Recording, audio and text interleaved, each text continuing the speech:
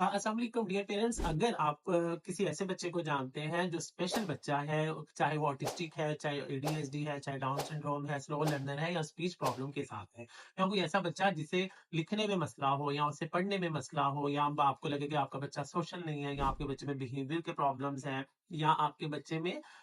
वो meaningful play नहीं है, वो उस तरह खेलता नहीं है, उस तरह की एक्टिविटीज नहीं करता जो एक उस एज के बच्चे को करनी चाहिए, तो आप हमारा जो centre Punjab autism and rehabilitation centre जो कि ओकाड़ा में डी ब्लॉक में मौजूद है, आप हमारे साथ जरूर रब्ता करें। आजकल हमारी एडमिशन ओपन है और यहाँ प्रॉपर हमारे पास फीमेल स्टाफ मौजूद है। हमारा जो सेंटर की टाइमिंग है वो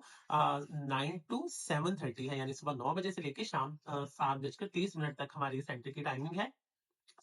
अगर आप हमें विजिट करना चाहें तो आप दिन के किसी भी हिस्से में दिए गए नंबर्स पर कॉल करके विजिट कर सकते हैं, और आप अपने बच्चे के लिए आपके लिए यहाँ पर एक प्लेटफॉर्म मौजूद है जहां आप इसका चेकअप भी करवा सकते हैं और यहाँ पर इसका प्रॉपर एडमिशन भी करवा सकते हैं। Thank you so much.